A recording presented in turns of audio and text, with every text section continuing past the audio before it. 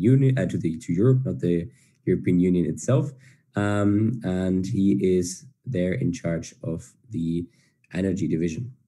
With that, I think you are good to go, Scott, to give us your keynote speech and share your screen, therefore. All right, thank you very much. Good afternoon, good morning, good evening, kind of depending on where you are. I will be sharing my screen in a moment, but at least I let you see what I look like before I go off into Never Neverland. I'd like to thank you all for inviting me to speak to you. As I said, this is actually a fascinating, passionate topic, so it's actually not hard to get me to talk about it. I'd like to thank you for inviting me. The challenges that we face, I'm the director of the Sustainable Energy Division at UNECE, the Economic Commission for Europe being one of the 5 regional commissions in the United Nations family. So we actually don't have anything to do, we've got a lot to do, but we're not linked organizationally to the European Commission in Brussels. The word sustainable energy is actually quite problematic. And there's a lot of question about what do we actually mean about sustainable energy. On the one hand, you've got folks who think that it's all about climate change, and they're very keen on renewable energy and energy efficiency and decarbonization. And that really is a critical focus. And I'll come back to that in just a second. On the other hand, you've got the rest of the world, which is worried about putting food on their table, roof over their heads, educating their children. And it's about the development angle. Doesn't mean that climate change is not important. It's just not number one on their list of hierarchy of needs. And the challenge that we face for sustainable energy for sustainable development, as I like to say, is finding an integrated solution that can work for everybody. So with that, I will see if I can share my slides here and go to my screen and then put this up. And that didn't work.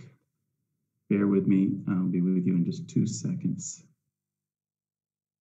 I've moved it down for some reason, and now it goes. There we go.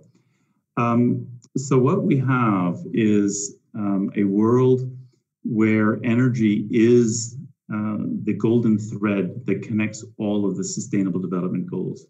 You can see sustainable development goal number 7 is front and center. It's access to affordable and clean energy, but the rest of the sustainable development goals are in there and they are all connected. The issue of climate change is there front and center. It's not a doomsday prophecy made by some wackos. It really is a reality. And the work that we've done here at ECE shows that a lot of work has to happen if we want to get to 2 degrees.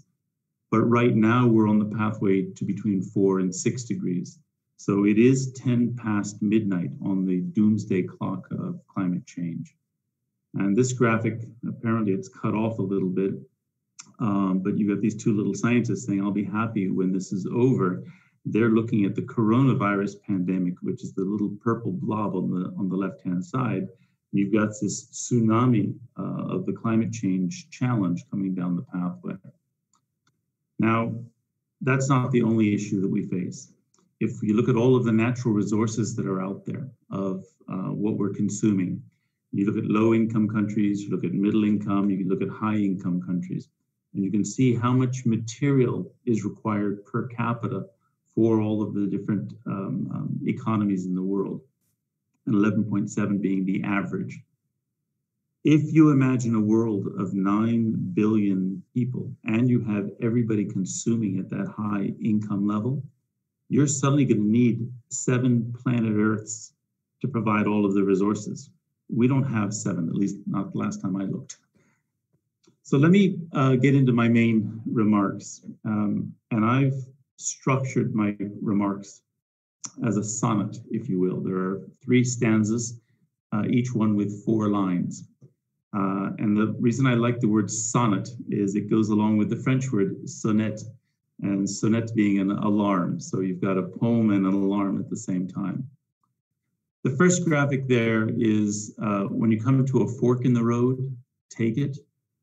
And the idea here is a fork in the road is also when a road splits in two directions. And we like to think that we've got choices or options in what we're going to do. Let's do energy efficiency. Let's do renewables, and we can just walk away from carbon. 80% of today's energy mix is fossil-based. Even under a 2-degree scenario where we do meet 2 degrees, we're still going to have 50% of the energy mix being fossil. We'll try as we might, if you look at the economics of it, that's what makes sense. So when we say look at the fork in the road, I am actually looking at a fork. And I'm thinking about these options: carbon capture and storage, high efficiency fossil, renewables, energy efficiency, nuclear. They're all part of the energy mix that we need if we're going to get to our destination. That's critically important, and you can't simply say, well, we're to do without them. The lights won't stay on, and that's a critical issue. The second graphic there, this theme of this whole slide, by the way, is pathways. So I'm looking at 4 different kinds of pathways. That second graphic, the footprint in the sand, is a journey of 1,000 miles, begins with a single step. The point here is that we can't wait for the United Nations to negotiate and agree to some fabulous overarching agreement and get some conclusion and get countries to act, because that will take forever. What's very necessary, and what I'm finding most effective with the work that we're doing here, is engaging with local community players, engaging with cities, engaging with companies, and get the actors to actually start acting. Don't wait, get on with it. The third graphic down on the bottom left is all roads lead to Rome. Well, Rome in this case is the 2030 Agenda for Sustainable Development. Rome is the Paris Climate Agreement. And the idea of all roads leading to Rome is every country has got its own legacy of natural resources, its cultural, regulatory, what it's inherited from those who came before. The whole heritage issue is quite important. There's not one pathway that applies to every country on the planet. They're going to choose their own way. Now, there are some key elements that are common to those different pathways. I like to say that we the people should be able to expect that governments are acting in our interests. They're trying to improve our quality of life. That's not always true, but it should be. We, the people, should expect that governments are going to behave rationally economically, rationally socially, and rationally environmentally. Again, that's not always true, but it really should be. So even though there are all of these differences amongst the different countries, there needs to be a price on carbon, a price either with a tax or a price with a market mechanism putting a price on greenhouse gases. There needs to be a lot of work done in that area. The final common thing for all of these pathways is we should be able to depend on mutually beneficial economic interdependence. We should be building up trading relationships. We should be working as the United Nations on common approaches and helping one another, helping each other with capacity, helping each other with knowledge, sharing what we need to do, because it's going to be easier to achieve these objectives. And just look at the pandemic we're coming through. I hope we're coming through. And you realize that a collaborative is going to work better than everybody going it on their own. So the final slide there on the bottom right is a Robert Frost poem. 2 roads diverged in a wood, and I took the road less traveled by, and that has made all of the difference. My point with this graphic is that the energy system that has been developed today has been developed by engineers. I can say that because I'm an engineer. And they've been thinking in terms of tons of coal. They've been thinking in terms of kilowatt hours of electricity and BTUs of gas. It's a commodity industry where you deliver more, you sell more, and that's how you make your money. We absolutely need to reinvent energy as a service, because the minute you reinvent energy as a service, you create an entirely new business model. So think about what's happened to telecommunications. Think about what's happening to banks and to airlines. Some of it good, some of it not so good. But that's what needs to happen to energy. My business model needs to be delivering to you 18 degrees, 20 degrees in your house delivering you comfort.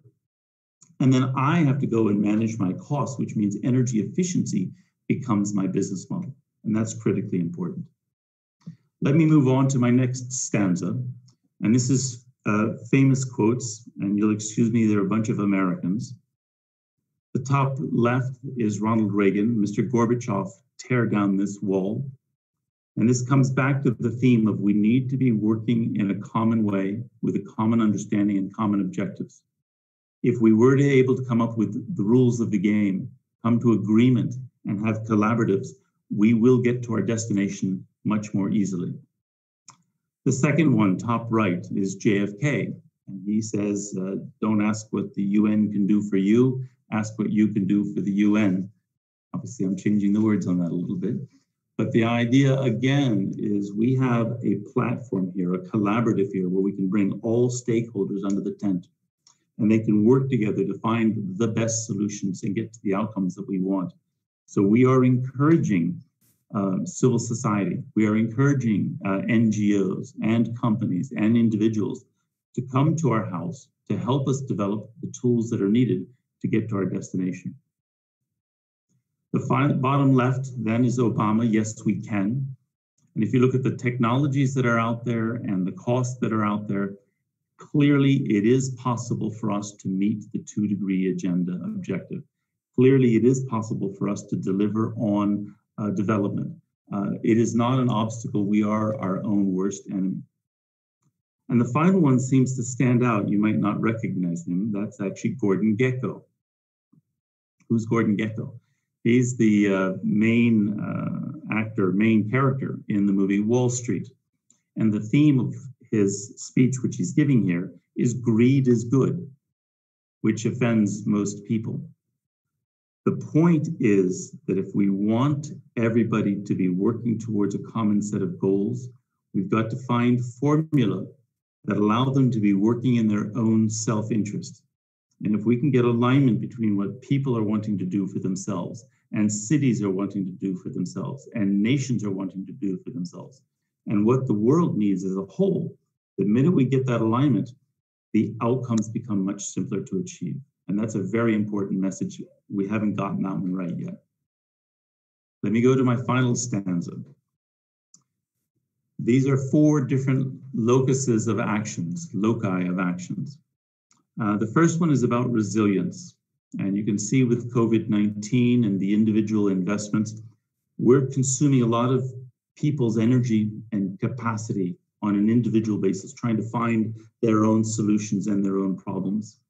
Wouldn't it be a lot simpler if there was a national or an international testing system that was rational, that was communicated, and we'd be able to achieve our objectives much more easily? What applies to the COVID-19 pandemic applies pretty much in every other domain. So individual as a locus of where things happen. But then you go to the top right and you realize for all of these years, since the dawn of time, we have been industry-centric. We're thinking about quarterly results. We're thinking about delivering financial returns. That's why I use stock prices as the example. That leads to extraordinary degree of short-termism, and it's a very narrow focus, and it doesn't pay attention to longer-term consequences. Come down to the bottom left, and you have basically the anthropocentric perspectives of the 2030 agenda.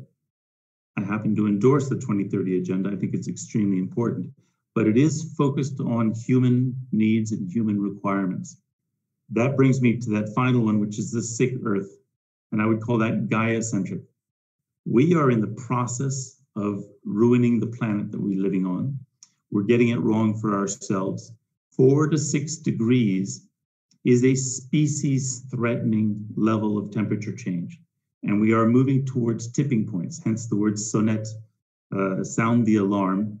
We are way late in acting on this, and we actually are caretakers of a system that's much bigger than ourselves, and we need to be, if you will, humble servants of the planet. So I'm going to point to 2 things that, to my view, are extremely important. The first one is high-performance buildings. And if we could do high performance buildings correctly, near term, they would be part of the green recovery program, putting money into the hands of electricians and plumbers and architects and contractors.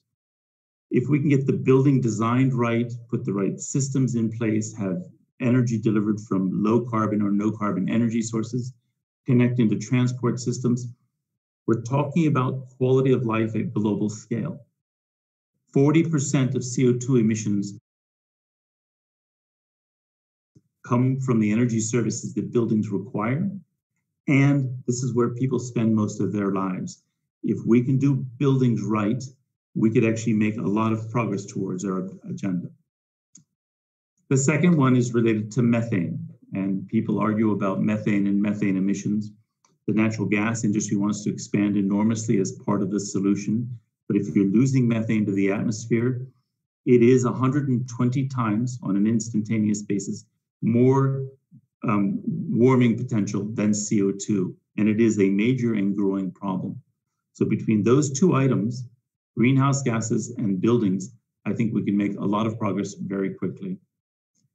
Finally, we want to achieve this deep transformation of the energy system, which is bringing in distributed energy sources, low carbon energy sources, all of the above solution. We can get there. And I think that's my basic conclusion from my comments that I'm making. The United Nations is a candle in the window. We serve as a gathering place where we bring people together to talk. We set aspirations out there, and we set the stage for strong collaboration. And those are absolutely critical services provided by the United Nations. But in the end, I want to come back to Obama. Yes, we can. We have the technology, we have the skills, we have the know-how.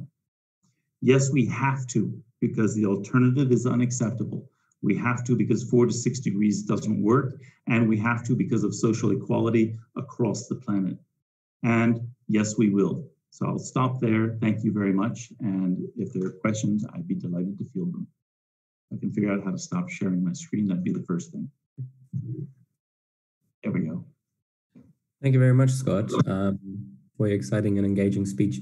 We thank you for taking the time for this event in your capacity as the Director of the Sustainable Energy Division of the UNEC, to correct myself from the previous statement. We already told you in the chat, but just so you know again, if you want to direct a question towards Scott, just raise your hand in the chat and Ideal will take care that you can also direct your question then to Scott. Okay. Thank you very much, Tim. We've got 3 actually of participants who want to ask the question. The first one will go to Mr. Caleb Owusu. Mr. Caleb, are you there? Yes, I'm here. How are you doing? Fine, fine. The time is yours, please. Thank you. So we briefly talked about the sustainable development technology. I wanted to talk about carbon capture technology and whether that is a more efficient way of reducing carbon emissions versus investments in carbon capture technology versus just imposing a carbon tax, for instance, to encourage more innovation in sustainable development and sustainable energy.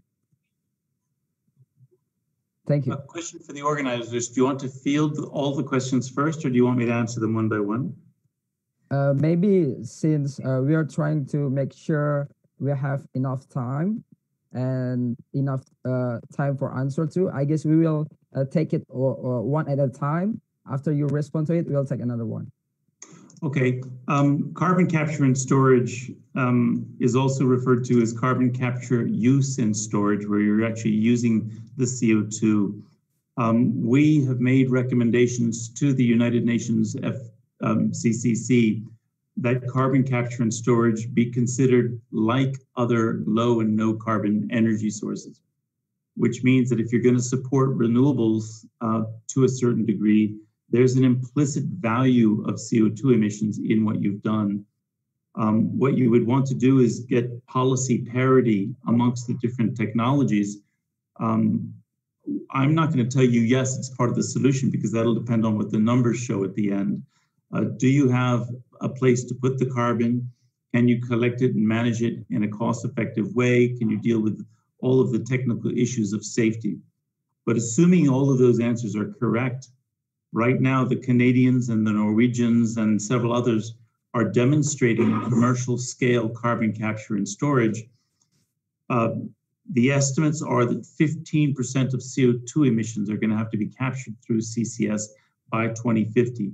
And without CCS, we cannot get to 2 degrees. It is one of the options to which I refer. I don't want to be seen as endorsing it, because again, it has to depend on how the numbers play out. But in the absence of a price on carbon, the business model for CCS is damaged. Either you're going to have CCUS, where you're using the carbon captured to enhance oil recovery and gas recover. That's a bit circular reasoning there. So how are you going to make money on CCS, or how are you going to pay for the CCS is an open question. That's a long way to answer your question by saying, yes, CCS is part of the solutions picture. Thank you very much, Mr. Scott, for your responses. And then the next question will be Fahim Jailani. The time is yours. Hello, can I be heard clearly? Yeah, sure. Yeah. Hello, Mr. Foster. I would like to ask about you. Since economy and SDG number 7 are specially connected, what do you think of in countries, particularly Indonesia? They're starting to think about their economic recovery, and they're actually using this chance to increase development in renewable energies. Do you think this is the government's way of taking the chance to start the massive development of renewable energies, or do you think this is they're just in it for the economy way? Thank you. Okay, thank you very much. My own view, and I'll say this is the ECE view, the unfortunate pandemic that we are still living through, it's not finished, and nor the economic repercussions finished. It clearly is an opportunity for a pivot to a different pathway. And the pathway we were on until February or March clearly was heading towards this 4 to 6 degrees that I've mentioned. By taking advantage of the pivot and redirecting investments in another way, you can clearly invest in the future in a way that's consistent with sustainable development, insisting on both sustainable and development.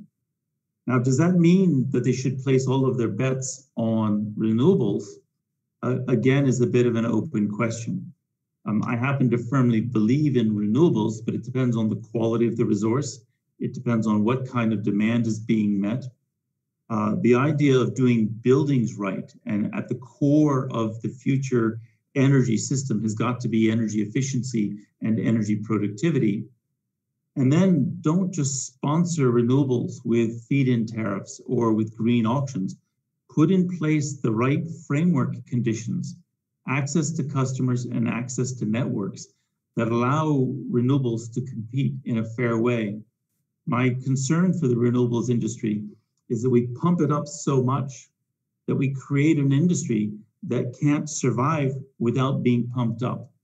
And the world needs an enduring solution. Renewables are part of that, but they have to be developed on a sound basis. Okay, thank you very much, Mr. Foster, for your responses. The next question will be from Emily Carrillo-Reynel. The time is yours. Okay, brilliant. Can you hear me? Yeah, sure, clearly. Okay. So I'm a student in the UK, and I had a question because I've been working for this NGO over the last few months.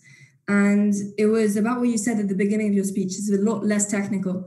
It's more about the feasibility of a citizen initiative, because what we've been doing in this NGO was working with the reintroduction of biodiversity, and it's a different topic. But the thing is, all the initiatives that we were trying to put in place were being curtailed by government measures and opposing lobbies, which meant that what I'm trying to say is that citizen initiatives are very hard to follow through because we're being boycotted by administration and opposing firms, which makes it very difficult for bottom-up strategies to work.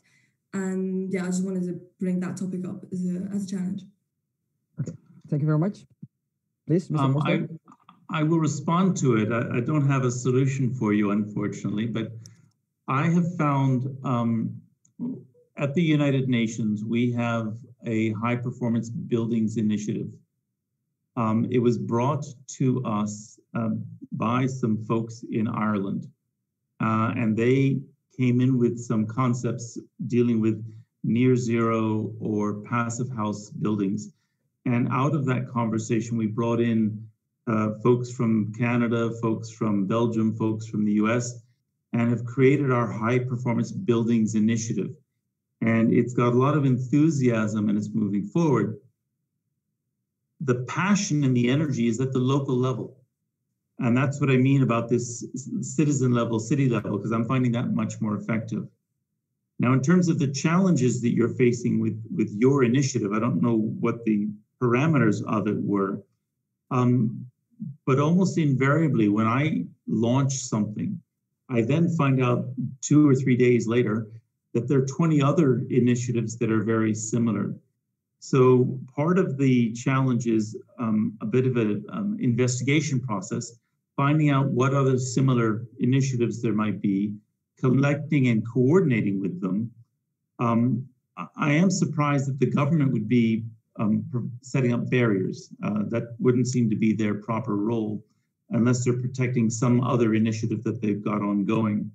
But networking, getting your ideas out and disseminating them. What I meant with my initial comment was that passionate champions are the ones who are going to change the world. And it's not going to be UN or government bureaucrats who are going to do that. So I want to find a way to tap into that local energy, NGO, but energy, to move things forward. If you'd like, what I can do is provide you, and I'll put the slide up here in a moment with my own contact details. If you want to come back to me with some specific questions for your own particular case, I'll see if I can do something. Thank you, Mr. Foster. And then since we have like 2 or 3 minutes left, I guess we will take the last question here. It will be from Ms. Isabel Cafarro Gonçalves. I'm sorry for the mispronunciation. Wait, okay. Can you listen to me? Yeah, sure. Okay, Mr. Scott, I just want to know what you think about storage technology like green hydrogen and this kind of technologies. Thank you. Please, Mr. Thank you.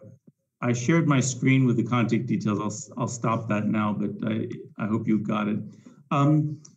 We are looking a lot into the hydrogen question. I know your question was more generic than that, but I'm going to specifically look at hydrogen. And you can get hydrogen from a number of sources. And you talk about green hydrogen and brown hydrogen, yellow hydrogen. Is it coming from oil and gas? Is it coming from nuclear? Is it coming from renewables? But hydrogen as a vector, a way of transmitting or transporting energy, also as a storage medium, is very important. Also, at its point of use, it tends to be very clean. So getting hydrogen and the future hydrogen economy is a very strong area of emphasis for countries and for the UN. We're looking at it very closely. Now, more broadly, storage technologies, you've got a number of them. When you're talking about bringing on intermittent renewables, being able to respond to them either with natural gas, which is storable, or with changing the loading on power plants, or by demand side management, all of these are important storage approaches. You can have mechanical, you can have operational, you can have physical, you can have chemical. And everybody keeps talking about the chemical side, which is batteries. which solution is the right solution? I don't know, but energy storage is an essential part of the future energy mix. Okay. Thank you very much, Mr. Foster, for your answer. And also thank you very much for your time. It's truly an honor for us to have you here.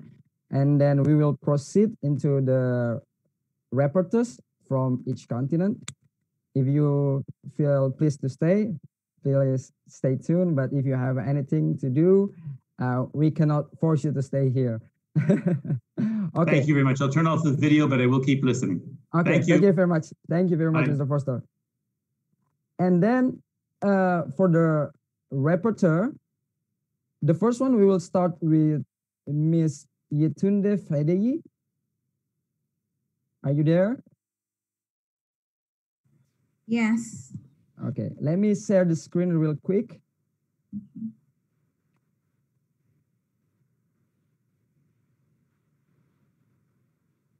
Okay, please, the time is yours.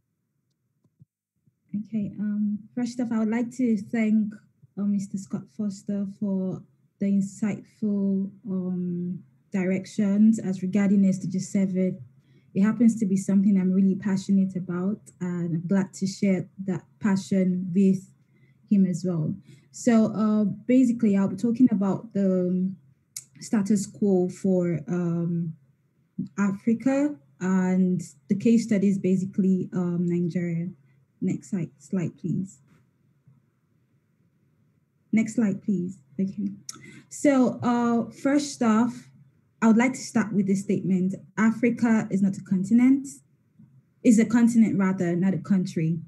Opposing the perception or image problem, Africa is the world's second largest and second most populous continent with about 54 countries. Africa has the lowest energy access rates in the world, and energy in Africa being like a scarce commodity. Over 900 million people do not have access to energy. You know, the grid-connected areas can only boast of epileptic power supply, and they still like face shortages and blackouts due to like lack of capacity, hampering growth and economic development. There are multifaceted and sustainability issues, as what the World Bank described, because from the policies to delivery of finance and investment, leadership, energy poverty is not just multifaceted, it's also a sustainability issue. So it cuts across social to economic challenges. Access to energy would definitely enable children to do their homework. Rural villages will not be scared of dark alleys. Entrepreneurs can, launch businesses. So it is needed for safety, growth, and industrialization. But we've been denied this capacity to, make plans for the future because we do not have access to affordable and reliable energy. And this conspicuous lack of energy, stifles economic growth and sustainable development.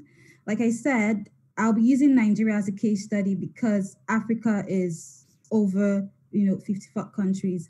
And as a matter of fact, Nigeria, being Africa's largest economy and home to over 200 million people, contributes to, 10% of the unelectrified population in sub-Saharan Africa. And over 40% of this population do not have access to electricity. In practice, I would say decentralized fossil fuel generators, which are supposed to be like backup, like Scott Foster said, you cannot essentially eradicate fossil fuel from the energy mix. They still supply the vast majority of electricity in the country. Now, the critical task is basically to address the persistent lack of access to electricity, clean cooking, and the unreliability of this electricity supply. I would like to go back to what the Paris Agreement and the SDGs states about SDG 7 being an essential component of several sustainable development goals. When the Global North talks about energy transition, it is quite difficult for Africa to make a stand because basically there's a large unserved population. I mean, there is no energy to transition from. Having ratified the Paris Agreement, Nigeria pledged 20% unconditional reduction greenhouse gas emissions by 2030, and there's like a 45% reduction conditional on financial, technical, capacity for basically for implementation. And it is disheartening to know that 82 million Nigerians live on less than $1 per day. So affordable energy is kind of like relative within the context of the Nigerian population.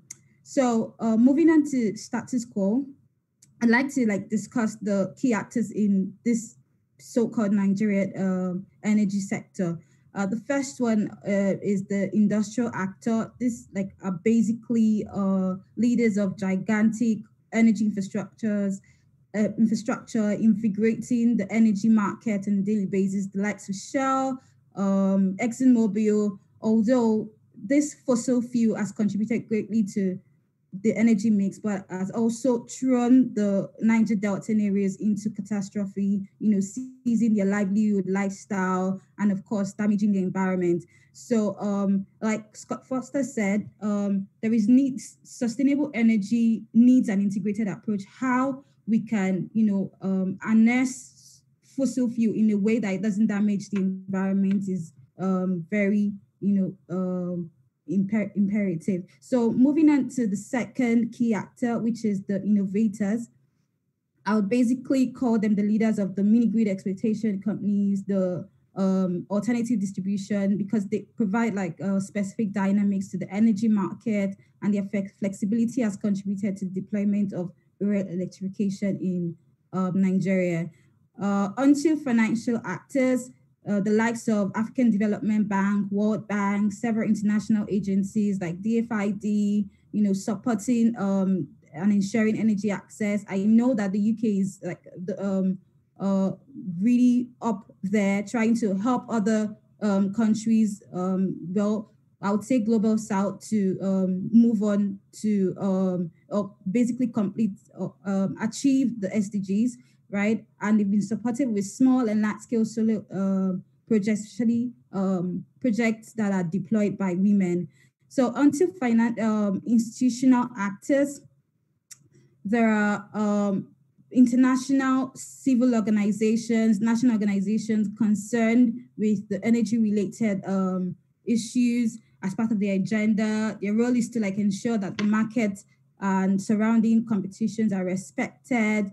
The organization that I founded, which is Reese Africa, it's a civil organization, has made grassroots support to electrifying 11 rural communities via modeled inclusive approach, via stakeholders engagement and contributions on state level as regarding energy and environmental issues. Then we also have the influencers, and I would like to commend the likes of Tony Elumelu of the Tony Elumelu Foundation, because he's an experienced businessman, who uses his foundation to reach out to entrepreneurs that accomplishes certain SDG goals. So these are the key actors in Nigeria's energy sector. Onto the next slide, please. Talking about Nigerians' ambition for 2030, the Nigerian government has three key ambitions, which is electrification, access, basically 90% of Nigerians having access to electricity by 2030. Then Nigeria intends to generate 30% of on-grid power from renewable sources by 2030, and also meet its climate emission target. But basically with this, there has to be scenarios. Like I said, for Nigeria, it is quite difficult to talk about energy transition when a large population has not been, serviced. So talking about scenarios, onto the next slide, please. The first scenario is basically business as usual. I like to call it the status quo. And it basically means that if we go by this scenario, 47% will still remain unelectrified, and this is basically like a pessimistic scenario because we'll still have to rely on diesel and petrol generators, and there'll basically be lack of new policies or regulatory framework to help support upgrade electricity access. For this scenario, the enabling environment is very poor, and there's like poor coordination across the value chain, and basically high investment risk. And this is basically what is being experienced currently. So onto the moderate change is slightly different from the business as usual because they're like incremental improvements. It's based on the gas and centralized solutions. The policies are quite improved, but there's no strong drive as regarding renewables or some sort of investment helping this. And basically there is no stakeholder engagement because the government just gives to the local government or the local citizens what they think is beneficial for them, not what they know is beneficial for them. So there is no sort of like inclusive service delivery. The third transition, the third scenario basically is the green transition, where 10% of the population remains unelectrified, meaning that we are able to meet the 90% target, and the policies are strong. The multi-tier framework by the World Bank is deployed. It relies on investment risk in on-grid and sustainable off-grid as well. And this is like mitigated with finance, policies, and enabling environment. So basically, this kind of scenario is what Nigeria needs to achieve the its ambition, the 3 targets on electrical access, emission reduction, and renewable energy share. And with doing this, the study predicts that there will be like 28% of Nigeria's electricity coming from natural gas, 5% from hydro, and about 4% from utility-scaled solar. So essentially, as you can see, the coal gas is still evident in this green transition, and the terawatt hour is basically higher than the other 2 scenarios. So energy is like a major enabler for economic development, and as Foster puts it, is energy for sustainable development. And if we are to achieve universal energy access for Africa, if we do not do it this way, if we do not create scenarios, the goal will be basically a distant reach, and will remain will basically be depriving the region of the possibility to build a prosperous future by 2045 when the UN becomes 100 years old. Yeah, but basically guaranteeing energy access should be the priority for Nigeria and other African countries alike. Thank you.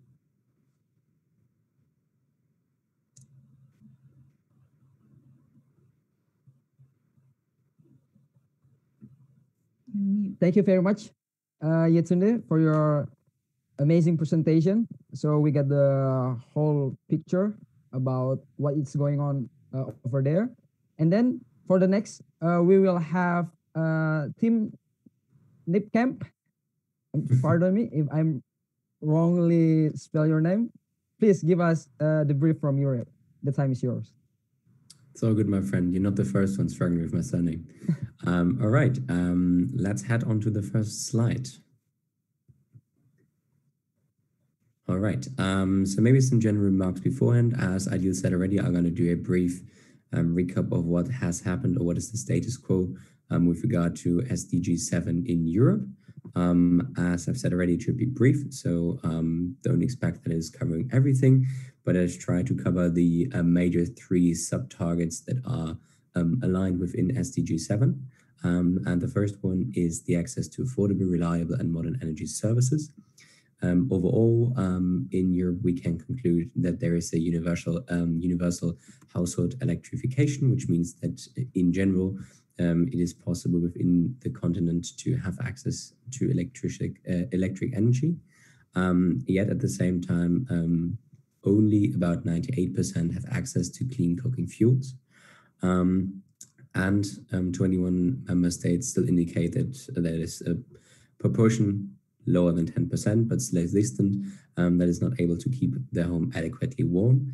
Interestingly, that does not apply to those countries within the European Union or within Europe as a continent that are in the lower hemispheres, but in fact in those that are in the warmer hemispheres. And finally, it is also noticeable that the energy expenditures, so your cost you have in comparison to your overall costs, like food and others as well. So the share of energy expenditures is noticeably higher in newer member states than in the original 15 of the European Union. That leads me on to my next slide. Turning to the second sub-pillar, it is the share of renewable energy in the EU energy mix. First, focusing on the EU level, you can see in the left-hand side that there have been targets set out for 2020, which in many countries have already been fulfilled, but not in all.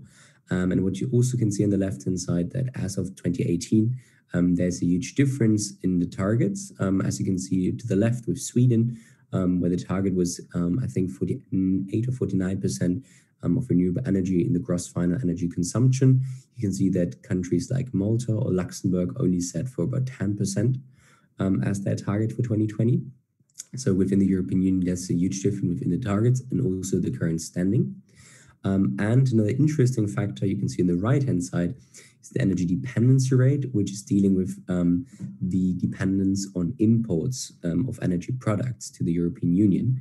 You can see there a comparison between 2000 and 2018, that were the latest numbers I could actually find. And you can see there that countries like Malta, again, those on the lower end when it comes to the renewable energy share, are those with the highest energy dependency on imports. Turning to the next slide, ideal. I'd like to also briefly talk about Germany, as Yetune talked about Nigeria as an example. The overall energy mix in Germany still relies to about a quarter on solid fossil fuels, and about 35% stem from total petroleum products. That leads us then to only 13.6% of renewable energy as a whole. So that accounts not only for electricity, but also, for instance, for transport and so forth. That's why I've also focused on the net electricity production. You can see on the right-hand side, those numbers are actually from last year, the first half, where you can see that the production of energy in Germany is nearly up to 50% renewable sources, with still about 30% coming from coal and about 13% coming from nuclear power. Turning to the next slide. I also thought I'll share some brief facts with you I found along the way, I found useful. The first one, which is looking from a global scale, is showing that more than half of the global subsidies for renewable energy is actually coming from the European Union as of 2017. And while overall in 2018, renewable energy represented already about 19% of the energy consumed in the EU, it is only about 8.3% in transport activities. So there's a huge difference within the different energy consuming sectors. And also referring to the previous slide on energy dependency, you can see that the EU energy sector mainly depends on Russia. To give you some numbers, 30% of oil crude imports comes from there, 40% of natural gas imports, and 42% of solid fuel imports. And again, some facts about about the German level. Also a bit like an outlook. Germany is planning to shut down its nuclear power plants by 2022 and shut down its coal power plants by 2038. Also, that is again referring to the European level. Finally, that maybe just nota bene, is that studies undertaken by the ARENA predict that a share of up to 33% of renewable energy sources is possible by 2030 under the condition of full implementation of all renewable energy options on an EU level. Now we can jump onto the next slide, which is energy efficiency, the third sub-pillar. And energy efficiency in Europe is often interconnected or interlinked with energy consumption as a whole, where the European Union is working to lower its energy consumption, primarily in the household sector. There have been significant changes between 2003 and 2018, where the energy consumption per EU habitant has dropped by about 10%. But still households account for 25% of the final energy consumption. And with regard to energy efficiency, there is, for instance, the option of better isolation that could help in this regard, only to raise one brief example. And the energy efficiency is also prioritized under the European Green Deal, which leads me to my last slide, if you would be so kind, Ideal. Thank you. Which is the European Green Deal, because I thought I also briefly mentioned at least one legal piece on the European level, which is published in December 2019, so last year, and with the overall target to be a climate neutral continent by 2050. And therefore, as I've said already, energy efficiency is prioritized. And one step in this regard is to develop a power sector that is largely based on renewable energy, secure affordable energy supplies, and that's the final part. That's mostly linked to energy efficiency rather than the renewable energy part. But the last one is, which is that there should be a fully integrated, interconnected, and digitalized EU energy market. That's it so far, just to try to keep it brief, and I'll hand over to Ugo. Yeah, thank you, Tim. So hi, my name is Yo Cardo. I'm currently a climate change researcher looking at the impact of climate change on the wind power for the Canada. I've worked with HSA, Uranos, and Energica, and I'm also a PhD student at Montreal. So can go. Just a brief view of what I'm going to tell, just the state of the art about Canada and USA. Matt will cover a bit Mexico, and into the two challenges and promising future too. And also just give a glimpse at the subsidies at the end. So I'll talk about the energy, which is not necessarily the electricity. For me, it was kind of a problem at the beginning because energy is like everything. Energy is like when you open your light, most people have electricity. But when you take your car and you consume oil on fuel, this is energy. So this graph does represent both. So include cars and everything that's related to the energy, right? As you can see, 65% of the energy used in Canada is fossil based, which is a lot, but less than what is worldwide, especially driven by like transportation. Which is really interesting is you can see like 30% is hydropower. And when you look at other type of renewable energy, you can see at the trend in the past years, we have lots of biomass because we have lots of forest here. But what is really interesting is the trend with the wind that just exploded in the past years. And like as my internship is to look at that, I can assure you that in the future year, it will just keep growing that much. And it's the same for solar, which is going to grow, especially with new technology that panel have two sides, which mean like you can cap solar directly and back from the snow too. So it's kind of pretty efficient for the northern Canada. And yeah, can go. One thing is really interesting, just back. One thing is really interesting, but troubling at the same time, is you can see here, since 2009, the consumption has grew much than the renewable energy. So this is kind of really a problem. As an example, like the climate change is really an issue in the past years, but since 2015 is like every year is the breaking records of SUV selling. So like it's outrageous at this level. Like we try to reduce our energy consumption, but we just keep growing much more than we have new renewable energy. We can go to the next one. So what about the United States? It's pretty similar, except then is 80% fossil fuel based. It's mostly because there's less hydropower there. You can really see here at the right, it's the all the renewable energy that is being used, and you can see in the past years mostly wind and solar that got a huge trend, especially because of the subsidized excluded the hydropower because of this environmental impact and social issues too. And it's the solar that has the best growth for the years to come. One other interesting is from 2000 to 2018, it has 100% increase in renewable energy. So this is really good, especially driven because of the subsidized. Can go to that. So now one of the two challenges, the cost. That is really interesting problem. This graph shows you the cost per megawatt hour produced if you had to build it now. All right. So this is the comparison. If you are you're a businesses and you want to do energy stuff. So here is your cost that you'll have if you build whenever is this. So rooftop, wind, geothermal, and you also have the conventional, which is kind of what's currently used. You can see like the nuclear cost is pretty high if you had to build it now. However, all of this is already built. It's the same thing for coal.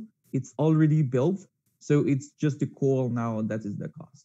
So one of the interesting thing is it had a cost reduction of like 70% in wind and 89% in solar.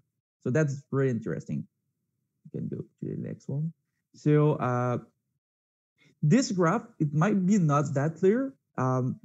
It do look at the two most promising for the years to come, which is solar onshore for the America and the wind onshore and the solar, and they're kind of cheap.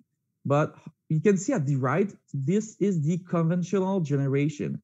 You know, when you have to give an example, you have to buy an electric car. It costs a lot of money at the beginning, but after it's near zero the cost of using it. It's the same thing here. When you have I give an example. If you have a normal car, the only cost that you have is like your fuel. But if the car is already bought, you only have to pay the fuel. So at the right, you only see the fuel cost of the coal and nuclear, which is pretty thin, has a cost. However, so that is the challenge, is the renewable energy has to compete with infrastructure that are already there. So this is why there's subsidized. So you can see when we subsidize the wind, it becomes cheaper than producing coal and nuclear, but not if we do not subsidize it. So because of the infrastructure is already there, so it's kind of unfair competition. Yeah, can go to the next one. This is another thing. Renewable energy has another problem, which is it is variable. By meaning variable is when it's really cold, like here in Canada, it's happened, like it's really cold, everyone wants to heat his home. What happened? And you have lots of demand at the peak hours. So this is one of the problems. It's probable that at this very moment, the solar do not hit and the wind do not hit. So this is one of the problems. So grid connection is one of the solution, meaning like connecting with other places which have renewable energy and might have wind at this very moment. But another one is the combination of storage too at peak demand.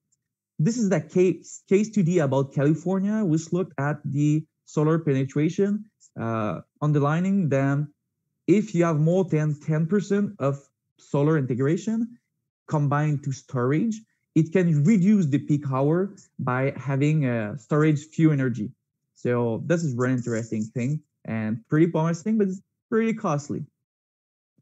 And So I do think the variability has some challenges, but has some solution too. It's not impossible. At the left side, you can see, oh, it was good. At the left side, you can see all the subsidy that has been given since 1950. You can see that oil is a lot of money. You can see natural gas is a lot of money, coal is a lot of money, and you can see the tiny renewable energy. Sure, in the past year, renewable energy is bigger, but the only way of this graph only tells you that I do think it could be normal to keep subsidizing it like a lot of money, because we already did it for oil, which had negative impact environmentally. So I think it will be normal to like subsidize a bit. And this is at the right. You remember when Scott Foster told us that actually we are in a trend to go to like 4 to 6 degrees Celsius. So this graph tells you the Paris target in terms of CO2 emissions. So you can see that 2 degrees Celsius is like 800 and 1.5 is like near 400s. And with the currently developed resources that we have, we just busted. So that's really mean that we have to switch this, we have to stop producing this energy and really go to cleaner energy, or as Caleb underlined it, just extract it from the sky from the air. So I will just finish with one question that that has been asked by a great man from my home country, whom asked, does it cost more to produce 1 kilowatt hour or to reduce the consumption of one? So this is pretty, like when we talk about energy, it's really a question that we always have to have in mind. So thank you, everyone. Thank you very much, Hugo. Hello, everyone. My name is Aidil Pananrang. I'm from Indonesia. Right now, I'm Vice Secretary General of PBHMI, which is one of the oldest student movement in Indonesia, and also a master student at Indonesian University. So before I give you the holistic view about what's happening in the Asia Pacific, especially, let me explain to you the state of art in Indonesia. Here's the number of the renewable energy mix in Indonesia. Currently, it's on 10.4%, but we expect in 2013, we'll try to get to 26% with some intervention scenario by the government, by the policymaker, because if not, if we don't push it using the policymaker, we guess we just reach like 12.1%.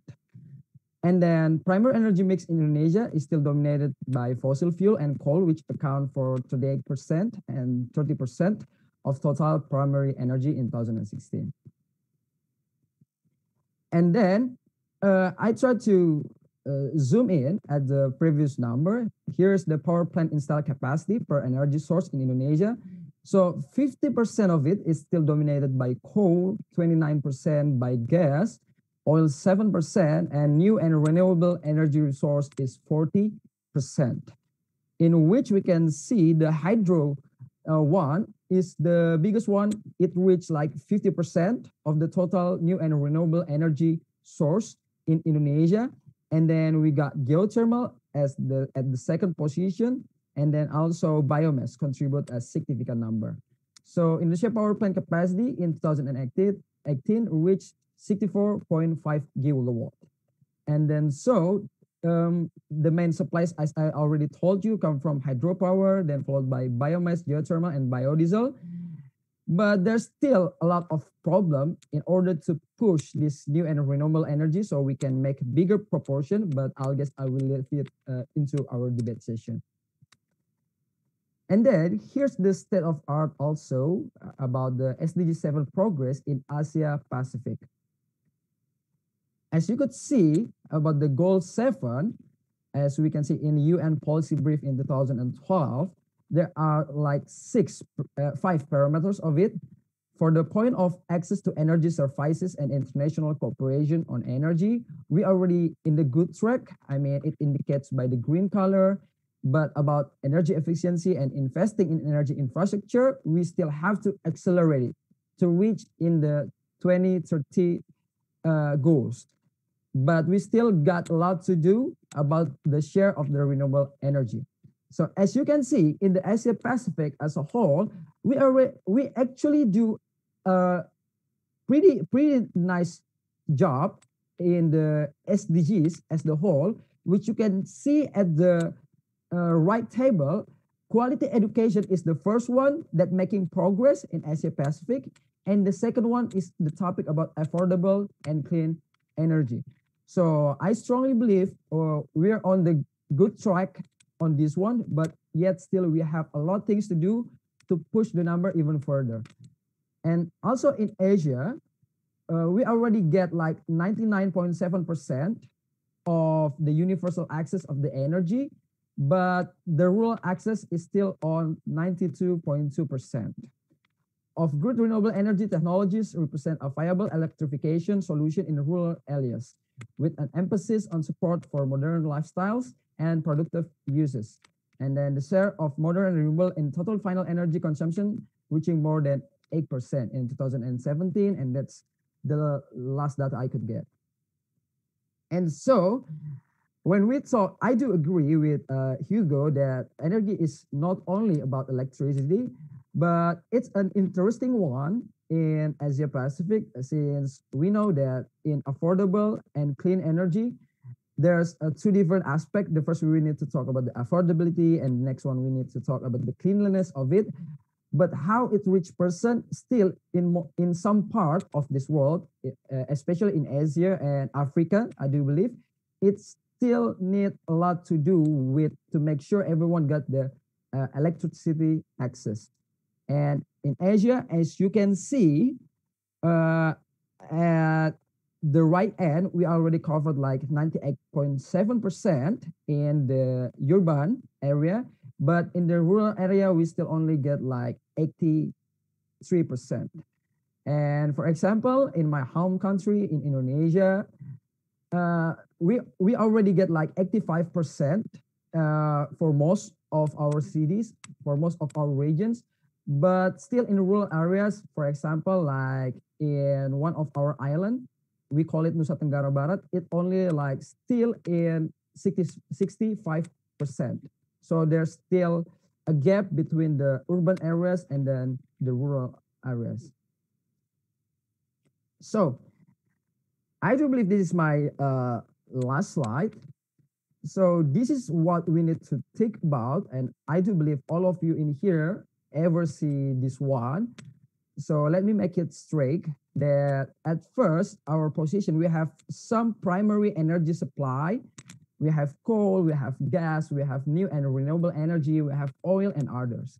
But I do believe since all of us who come in here have the same vision to fulfill this SDG 7, to make sure everyone got affordable and clean energy, we have to do energy transition. And in this graphic, as you can see, we need to build the power plant, oil refinery, gas refinery, but we have still a lot of work to do. We have to push even more into the new and renewable energy sources, because it will be allocated for the industry, transportation, household, commercial, others, and non-energy sectors too.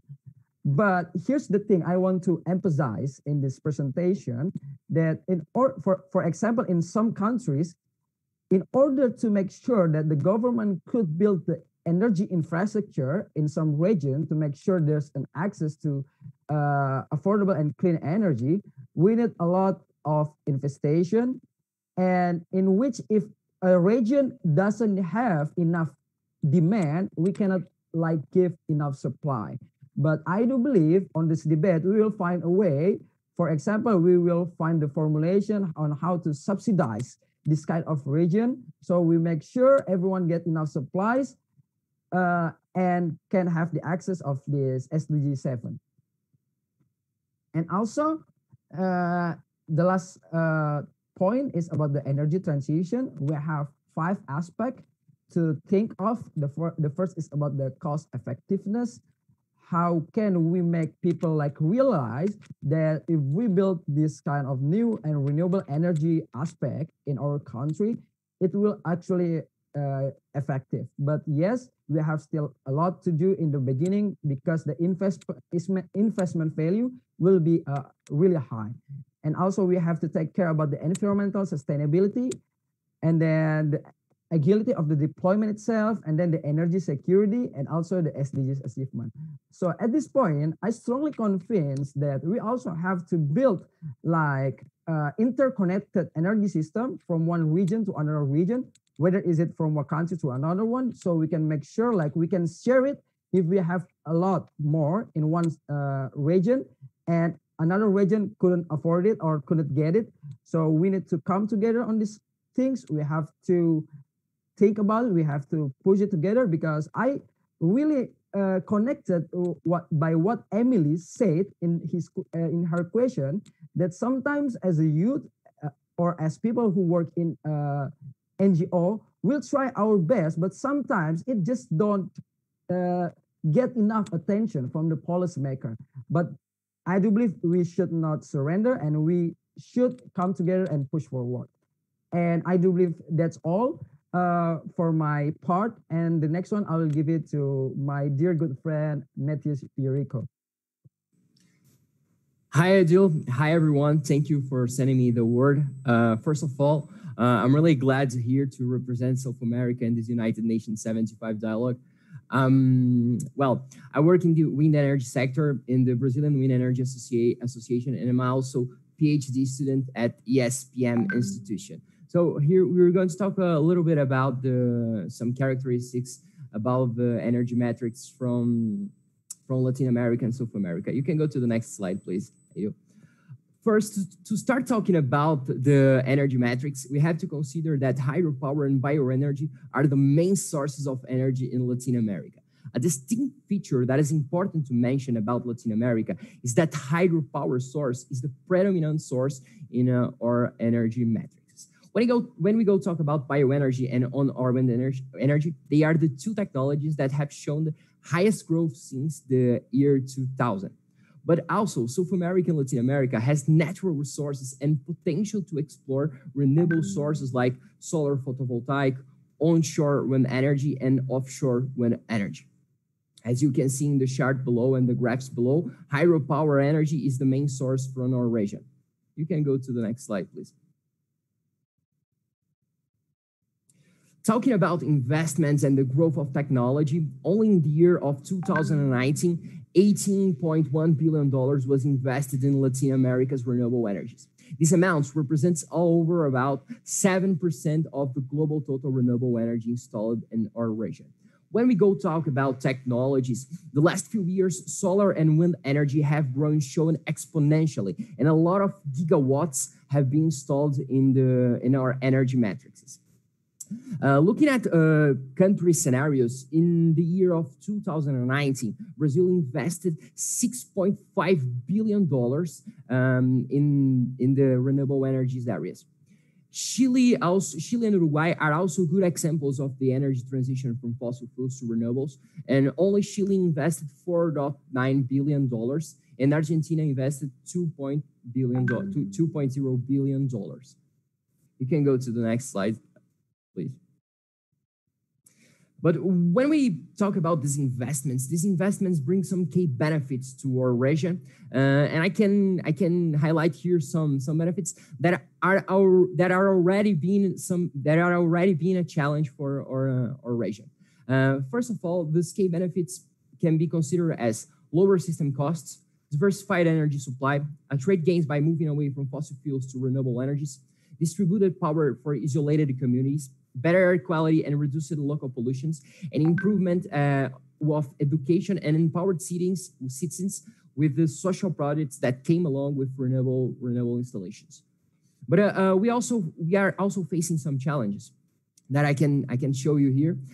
Some of these challenges is still technology costs, energy access to everyone. There are many parts of South America that people doesn't have access to this energy. So still a challenge, improving our infrastructure and also our transmission lines and specificities about our interconnected systems.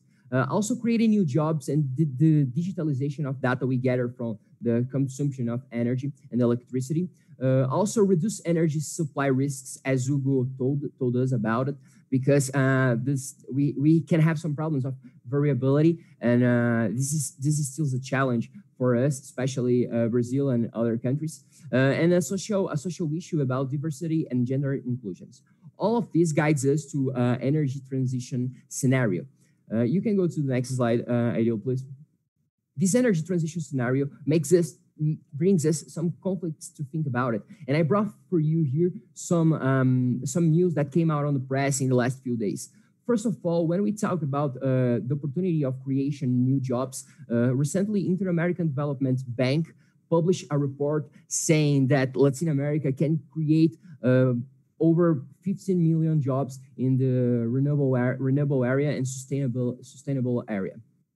You can pass through the animation. Okay, perfect. So we have also countries like Chile, Uruguay, and Argentina. They are being good models to the energy transition, installing new kinds of technologies like hybrid wind and solar farms, but also Chile is pointing out to invest in new ways to storage the energy. Recently, Chile is pointing out to the world that they are starting to develop projects about green energy. So this is an important point that I would like to mention about South America, because it becomes more attractive to investors. When we go talk about global warming, we have to consider the gases emissions that is still a challenge for us. And here I brought for you some news from The Economist. But this problem gets worse when we see the deforestation of our rainforest Amazonia. Adil, if you can pass to the other slide. Okay, the deforestation, no, yes, thank you. Oh, perfect. If we see the deforestation from our rainforest Amazonia, it accentuated the problem of gases emissions. And it guides us to my last point in this slide, that is, all of this can be helped by the renewable energies. So Latin America has potential and natural resources to implement new technologies. We also have a wind energy potential and solar wind energy potential to explore our natural resources to make this improvements in our energy matrices. I think I have warmed our discussion here, and I'm really glad to have the opportunity to talk about South America and Latin America, and hope you enjoy my presentation. All right, thanks a lot, Mateusz. There was a question by Emily via the chat. So maybe you can check this one out. I think it was linked to your speech, judging from the time.